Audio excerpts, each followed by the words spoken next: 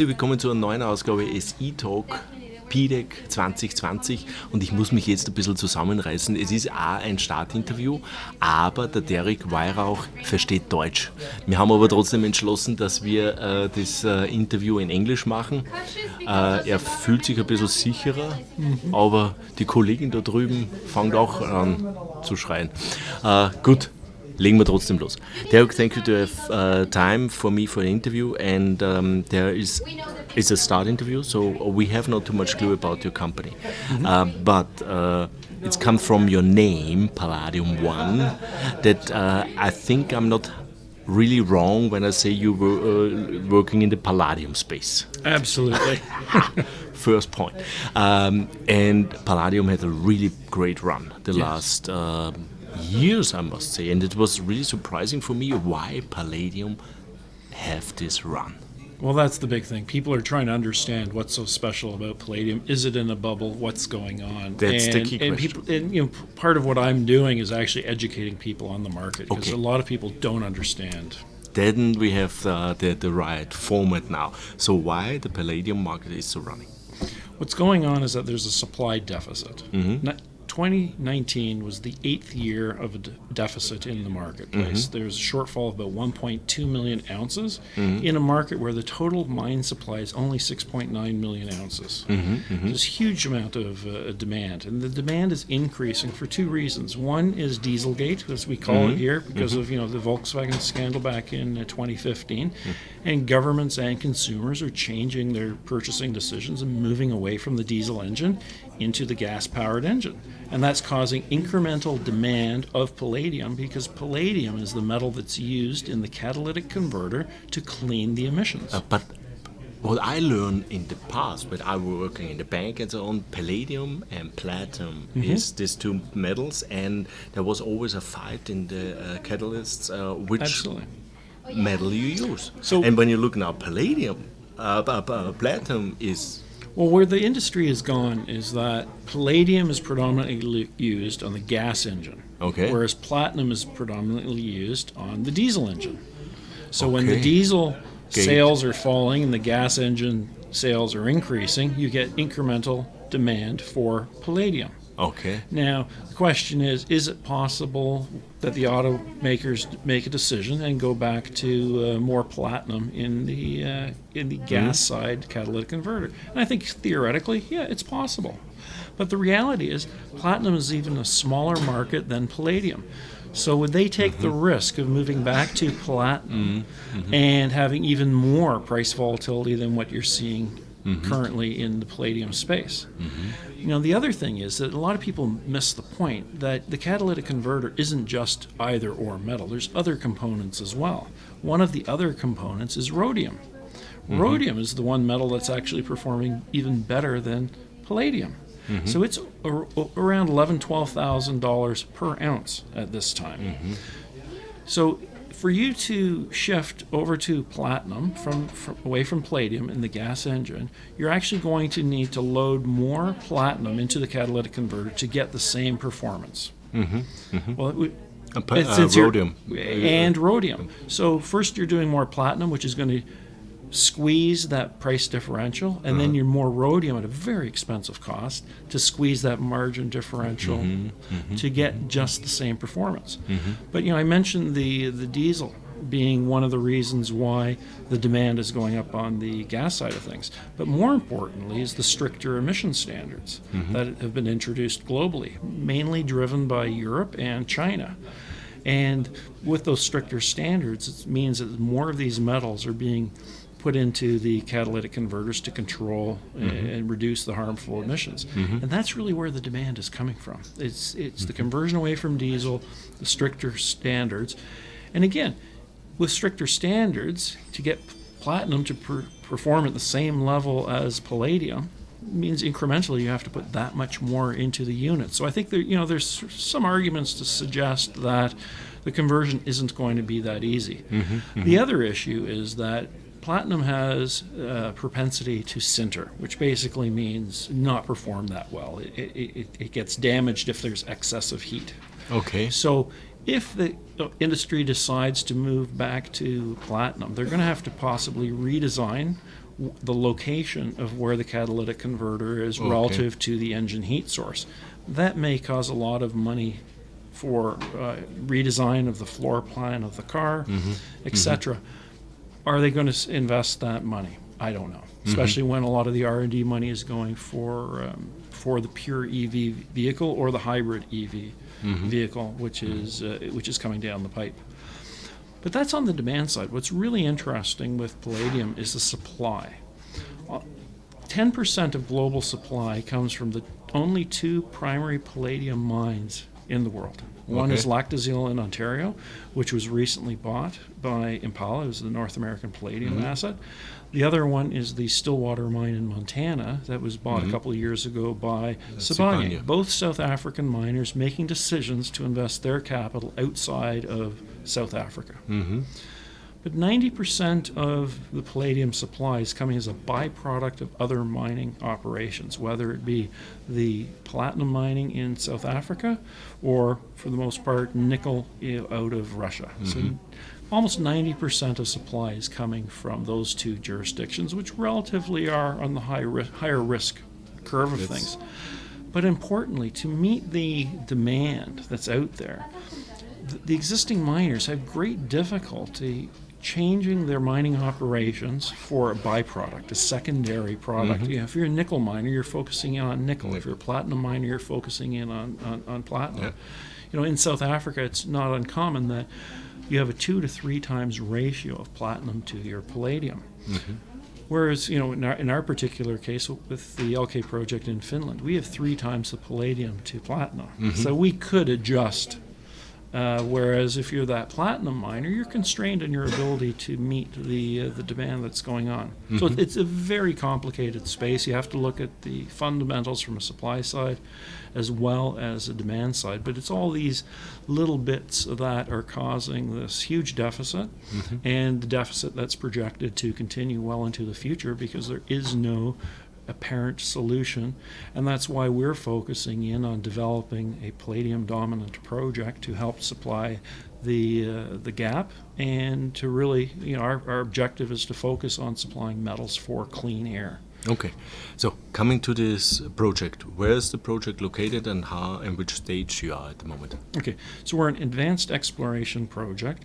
The flagship asset is called the LK project. It is in central Finland, so it's about 190 kilometers north of Oulu or 180 kilometers south of Rovaniemi. So right in the center of the country, lots of infrastructure. It's part of the EU.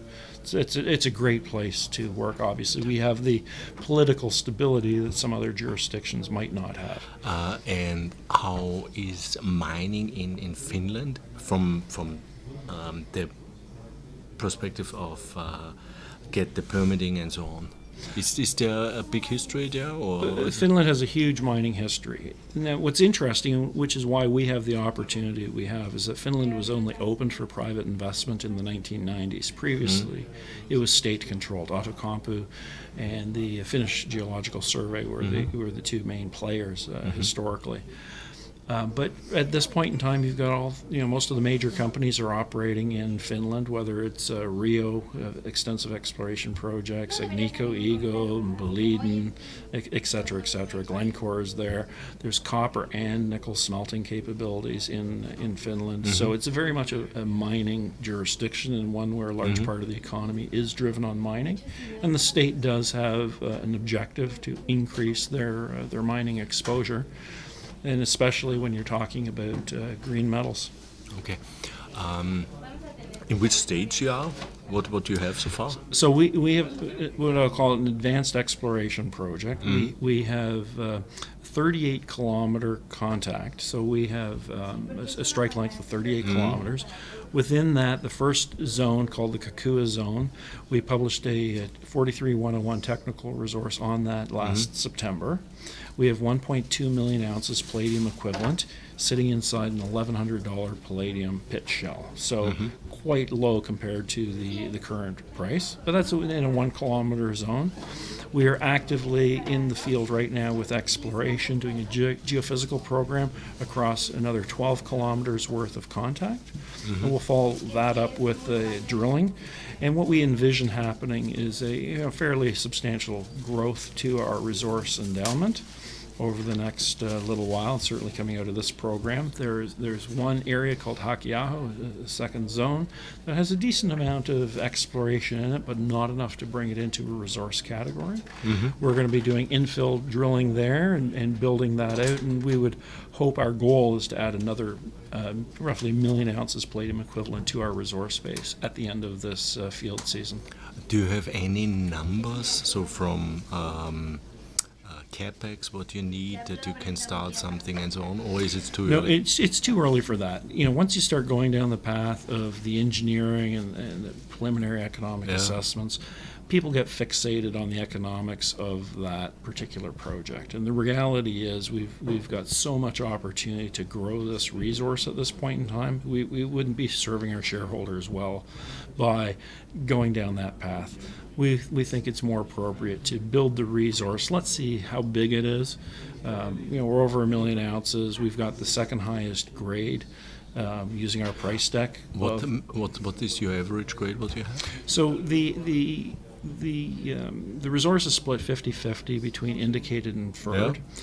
The indicated is at 1.8 grams per ton, palladium equivalent. The platinum group metals represent 1.2 grams, so very high proportion. And the kicker to take us up to the 1.8 is because we've got very nice copper credits within the suite of metals that we're producing. But what's important and why this is a palladium dominant project is our ratio of palladium is 3 to 1 compared to that of platinum. In the inferred category, our grade is a little bit lower. It's about 1.5 grams. We're doing some infill drilling now, and I think what we'll see is some upgrading of that resource. How deep you drill so far? The maximum depth is about 300 meters, so this is fairly shallow. This is all open pit. Do you know something what is underneath? Is it possible that it's going deeper? Well, here's the interesting thing. So the magma flows, or the emplacement that took place, ended up having what's defined as a failed mid-continental rift. So it got separated into various pieces, and then there was some thrusting from below. So it took the bottom of that contact where that flow came in and pushed it up to surface. So what we actually have is a layering of the basement mineralization at surface. So at Kukua, if you were to look at our presentation, you'd see sections in there where we've got the mineralization right at surface. Our pit, based on the shallow drilling we've done, only runs to about 275 meters. And it's mineralized the whole way down. So I think with more drilling, we could probably take it a little bit lower, but what we're seeing is a layering because of that stacking that's going on. So we're getting mineralized intercepts up to about 120 meters in thickness. And so we don't... This at perfect this stage, situation for open pit. Well, exactly. This is an open pit. And what we envision on LK is multiple open pits feeding a centralized processing facility. With Hakiaho, we plan on adding a resource for the next open pit resource, this 1 million ounce target that we have for this season. And we would expect that there would be some more. Now, we've also recently reserved some land, which has the potential to be, a completely different situation. LK is a disseminated mineralization. There's quite a possibility that there's a massive sulfide feeder system, and we've staked that land. It joins the eastern portion of LK. It's a little bit longer dated project. We'll worry about that and start thinking about that down the road. First is the focus more to create the cheap ounces first. Correct. Build out a good amount of ounces. To be honest, is the major goal to bring it in production by itself, or it make the project beauty enough that somebody comes in? take it away? Well, I think realistically that's the way you'd go. The different people have different skill sets in different areas. Our focus right now is to build out a resource base that is large enough to gain the attention of a much larger mining company. There's some large players. What you must have, sorry to interrupt, what do you kind of ounces you need that you can attract these bigger companies? Well, I think we've already got some people asking us questions. It's still early days. We don't have the tonnage yet. Kakua only has 30,000 meters of drilling, and we've got 1 million ounces. There are projects that are in the PG space with hundreds of thousands of meters of drilling. That yes, they've got more ounces, but on a ratio basis, we're quite far ahead of the curve. Our target in the short term is to take this up between 3 and 5 million ounces. And I think at that point in time, we're going to have a lot more attention. But we got to do that work first. Okay. So that's mean this year drilling, and bring up a new resource. Correct, in different zones, yes. Different zones. Shareholder base. So our largest shareholder is Eric Sprott. He participated in the last two financings we did. The last financing, which we closed in December of 2019, he subscribed for sufficient to give him just under 20% of the company on a non-diluted basis. What was the price of this private placement? It was 6 cents per unit. Okay. Yeah, so it was a 6 cent, one common share, half a warrant, and then a quarter bonus warrant was included in the unit offering. Okay. And how much have the management and so on? If you look at all the options on a partially diluted basis, I'd be up probably 4.7 million shares. It's roughly 5% of the company, and I think the other managers and directors would account for another 2% of the company. Okay. How much shares in general outside? Currently 114 million. The market cap is at the moment then around? Well, it got, with this coronavirus in the last 3 days, it's been a bit of a problem. I think we're down to about $14 million. Okay, it's not too much. No, that's Canadian dollars as well, with almost $4 million in the bank. I think from an enterprise value, it's quite attractive. We were trading at a point there, 18, 20 cents, and suddenly find ourselves in 3 days with the virus fears at 13. Yeah, that's happened. It's the market. Well, it's an opportunity. Yeah. Derrick, thank you for the first introduction to your company. It was very interesting to see. Jetzt bin schon wieder zurückgefallen ins Deutsche oder ins Österreichische, muss ich ja sagen. Extrem spannend. Ich hoffe, meine Zusammenfassung jetzt in Deutsch ist richtig, und wenn nicht, dann bitte gleich sagen. Der erste Teil ist vor allem darum gegangen, warum ist Palladium momentan so hot? Warum ist das jetzt dreimal so teuer als Platin? Ich glaube, mittlerweile sind wir bei dreifach so teuer, deutlich teurer aus wie Gold. Ich habe immer gelernt damals, und ich komme ja auch teilweise aus der chemischen Industrie, Platin und Palladium ist halt das Ersatzprodukt, sage ich mal, von den Katalysatoren. Wenn der Preis von Palladium zu hoch ist, dann switcht man halt rüber zu Palladium und zurück. Ist allerdings scheinbar nicht so einfach. Da haben wir sehr viel darüber diskutiert. Erstens mal, weil die Autos natürlich so konstruiert sind, wie sie jetzt konstruiert sind, und die sind natürlich optimiert für Palladium, und zwar bei den Benzinautos, und die Dieselautos sind mehr Platin. Und mit dem Dieselgate ist jetzt allerdings das passiert natürlich, dass der Switch zurück zum normalen Benzinauto erfolgt ist. Dadurch ist viel mehr Nachfrage nach Palladium, und beim Diesel, Platin sozusagen, Katalysator, ist natürlich das genaue Gegenteil. Und jetzt haben wir seit 8 Jahren ein Defizit an der Produktion. Es gibt nur 2 reine Platinminen. Die eine ist bei Sibanye in den USA, und das andere ist in Ontario, die Lactazil.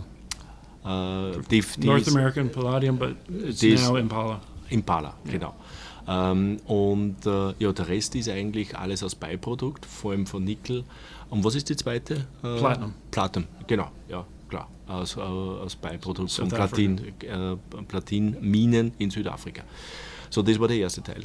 Zu Projekt selber, Finnland, mal sehr gute Judikatur, wissen wir, dass das ja in der EU dadurch auch noch am richtigen Ort ist. Judikatur passt, es ist auch das Umfeld für Minen gut.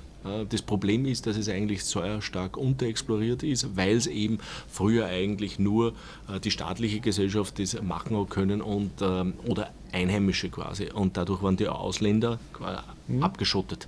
Und man muss ja auch wissen, dass ja Finnland eigentlich von der geologischen Seite ja ähnlich wie Kanada ist und sie liegt ja auch auf derselben Zone. Und dadurch ist das eigentlich die Verlängerung, sagen wir halt einmal so. So, wo stehen wir im Projekt? Wir haben jetzt wie viel Unzen bestätigt? 1,2. 1,2 Millionen. Es sind über 12 Kilometer Länge. 83. 83. 38. 38 Kilometer. Diese eine Zone ist allerdings, glaube ich, nur 1 Kilometer. Ja. Also das ist sehr überschaubar und da sind natürlich dann noch sehr viele Zonen, die noch nach mehr Exploration schreien. Für mich war das wichtigste Thema, ist, ab wann interessiert sich ein Großer wirklich, damit man eigentlich dann an eine Übernahme denkt. Ja. Das ist eigentlich, glaube ich, der wichtigste Punkt. Und da war deine Meinung irgendwo zwischen 3 und 5 Millionen, da erzeugt man wirklich dann so viel Sogwirkung von den anderen, dass die wirklich sehr stark interessiert sind. 1,2 Millionen haben wir schon. Den nächsten Fokus liegen eigentlich dran, dass man diese weitere Million sich ins Auge fasst. Und dass das eigentlich mal bohrt, damit man auf diese Unzanzahl auch dementsprechend kommt, so dass man eher gesicherte Basis hat und die restliche Arbeit soll eigentlich ein anderer machen. Aktionärstruktur war auch ein großes Thema. Wir haben jetzt eine Marktkapitalisierung um die 15 Millionen. 140 Millionen Aktien sind draußen. Eric Sprott ist mit 20% Großaktionär dabei, hat auch beim letzten 2 Placement gezeichnet. Ihr habt 4 Millionen, glaube ich, am Konto. Oder? Wie viel habt ihr aktuell am Konto? Wie viel Cash? Fast 4 Millionen. Genau, 4 Millionen. Mein Österreichisch ist halt... Mein Deutsch ist nicht so gut. Nee, ist super, ist perfekt. Aber 4 Millionen am Konto und 14, 15 Millionen Market Cap, da sieht man, da ist eigentlich ein Disconnect eigentlich da. Und Palladium ist richtig hot. Und super Name, Palladium One, da weiß jeder gleich, um was es geht. Und natürlich Finnland auch extrem spannend, muss ich ehrlich sagen. So, das heißt auch vom Newsflow, wir sehen sehr viele News jetzt dann auch vom Drill Results. Ja, okay, sehr gut. Perfekt. Gutes Umfeld quasi, dass der Aktienkurs dementsprechend auch dann reagiert. So, das war's vom Palladium One, Derrick Weyrauch aus Toronto, PDC 2020. Danke dir. Vielen Dank.